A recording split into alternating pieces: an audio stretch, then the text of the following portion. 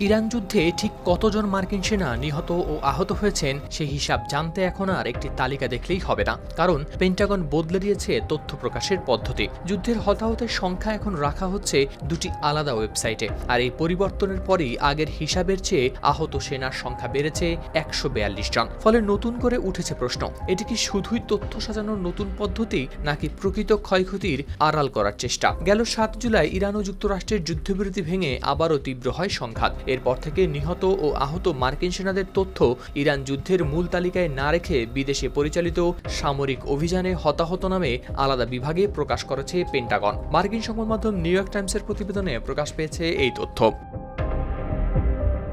অর্থাৎ যুদ্ধ শুরুর পর মোট হতাহতের সংখ্যা জানতে এখন দুটি পৃথক তালিকার তথ্য যোগ করতে হবে। সমালোচকদের মতে এতে সাধারণ মানুষের পক্ষে যুদ্ধের প্রকৃত ক্ষয়ক্ষতি বোঝা আরও কঠিন হয়ে পড়েছে। নতুন হিসাবে ৭ জুলাইয়ের পর আহত মার্কিন সেনার সংখ্যা দেখানো হয়েছে ২০৭। অথচ এর আগে পেন্টাগনের প্রধান মুখপাত্র শন পার্নেল দাবি করেছিলেন ওই সময়ের পর আহতের সংখ্যা ১০০-এর কম। হালনাগাদ হিসাব অনুযায়ী ২৮ ফেব্রুয়ারি যুদ্ধ শুরু হওয়ার পর থেকে মোট আহত মার্কিন সেনার সংখ্যা এখন ৬২৪।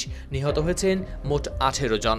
এই বিতর্ক আরও তীব্র হয় যখন পেন্টাগনের ওয়েবসাইটে নিহত ৪ সেনার তথ্য হঠাৎই বাদ দেওয়া হয়। এতে ইরান যুদ্ধে নিহতের সংখ্যা ১৮ থেকে কমে ১৪ হয়ে যায়। পরে পেন্টাগন জানায় এটি ছিল একটি সাময়িক তথ্যগত ত্রুটি। তবে ৪ সেনার নাম আবার যুক্ত করা হলেও তাদের রাখা হয়নি মূল যুদ্ধের তালিকায়। আলাদা বিদেশি সামরিক অভিযান হিসেবে রাখা হয়েছে অন্য বিভাগে।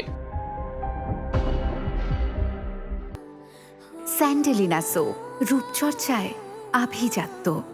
এই ৪ সেনা জর্ডান ও ইরাকে সাম্প্রতিক হামলায় নিহত হয়েছিলেন। পেন্টাগনের যুক্তি ছিল যুদ্ধবিরতির পর তার নিহত হওয়ায় তাদের রাখা হয়েছে আলাদা শ্রেণীতে। কিন্তু সাবেক সেনা সদস্য, সামরিক পরিবার ও আইন প্রণেতাদের অনেকেই সন্তুষ্ট নন এই ব্যাখ্যায়। এছাড়া আরও অভিযোগ করা হয়েছে জর্ডানে মার্কিন ঘাঁটিতে ইরানের একাধিক হামলায় কয়েক ডজন সেনা আহত হলেও তাৎক্ষণিকভাবে সেই তথ্য প্রকাশ করা হয়নি। পেন্টাগন জানায় অপারেশনাল নিরাপত্তার কারণে প্রতিটি হামলার বিস্তারিত জানানো সম্ভব নয়। তবে সমালোচকরা জানান যুদ্ধের রাজনৈতিক ক্ষতি কম দেখাতেই ধাপে ধাপে প্রকাশ করা হচ্ছে এই তথ্য।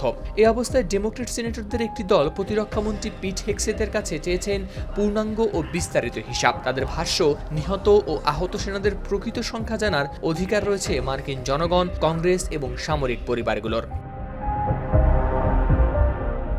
হাওলাদার শামীম, RTV।